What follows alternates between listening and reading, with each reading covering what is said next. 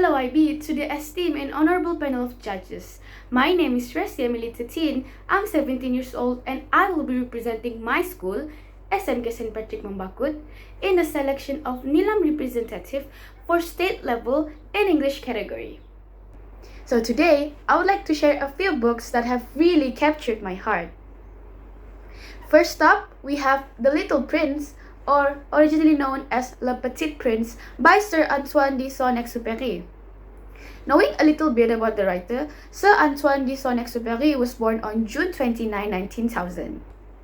He was a French writer, poet, and journalist that known for his literary work Le Petit Prince, which was first published in 1943.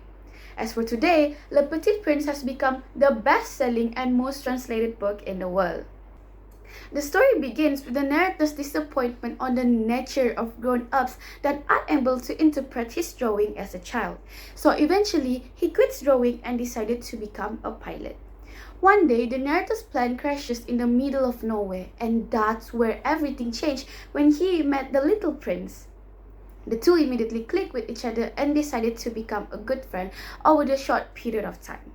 While the narrator's attempt to repair his plan, he learns that the little prince comes from faraway planet, a small planet where he left 3 volcanoes, and his love arose that broke his trust for telling lies.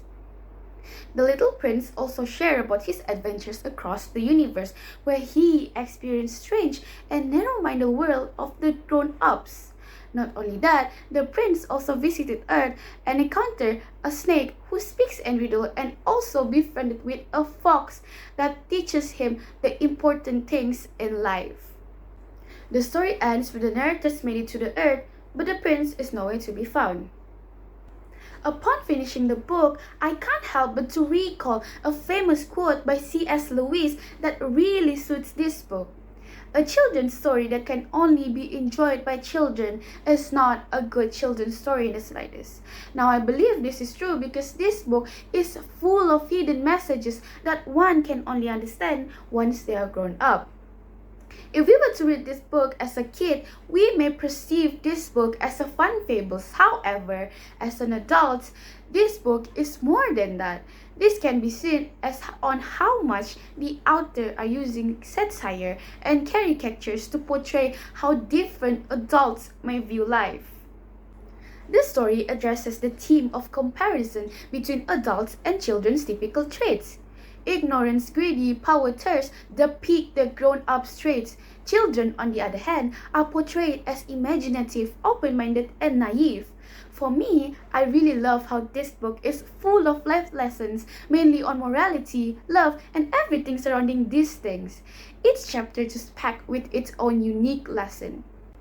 Not only that, this book also managed to convey deep emotion and reflection by combining funny, sad, and heartwarming elements into the plot.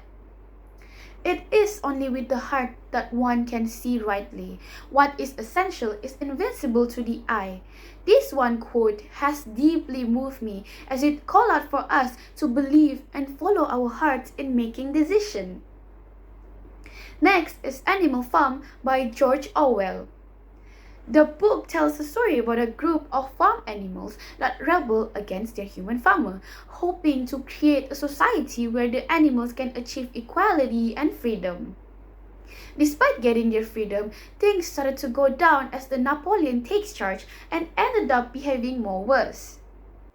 Now, it is a fact that the author are using the animal farm as a metaphorical representation of Communist Party that rules the Soviet Union and Russia back then.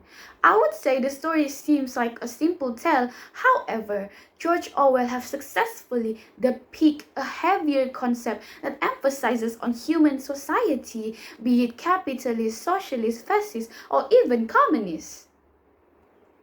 Personally, I'm not really a big fan of a short read, but I must admit, this short story written by F. Scott Fitzgerald is definitely my cup of tea. The Curious Case of Benjamin Button is a story about a man who ages backwards. Now, the story takes an absurd concept of life of the protagonist. The protagonist, Benjamin Button, portrays the life struggles to which I believe we as normal human experience it too, but for the protagonist, the struggles he's facing are being put in different perspective. Focusing on the bigger picture, the story expressed on how one can be treated if they don't fit into the society norms. The next book I'm going to talk about today is To All the Boys I've Loved Before by Jenny Han. This story is about the protagonist, Lara Janes, who writes love letters to each of the boys that she's ever loved and keep them just to get over her feelings. However, one day her letters mysteriously get mailed out, so she has to deal with the consequences. What I like the most about the book is the fact that it doesn't only portray the protagonist's main love interest, but it also revolves around relationship with her friends and family. Moving on to a poetry book, we have Midnight Monologues written by Carissa Ong. This book consists of 4 parts of the poems and several short stories. The poem theme tackles more on self-love, moving on, and focusing on our conscience. Criticize Responsibly is my favorite short poem from the book because not only that it reminds me to be a responsible person when giving comments, but it also made me realize how important it is to choose our words wisely because our words could either crush or build someone. In conclusion, these are the books that have really taught me a lot, opens up my mind, and changed on how I perceive life. I believe reading is the lighthouse that enlightens our mind, educate hearts, improve characters, console, and delight us, as it can be proved by quoting Barack Obama, former President of the United States. Reading is important. If you know how to read, the whole world opens up to you. With that, I thank you.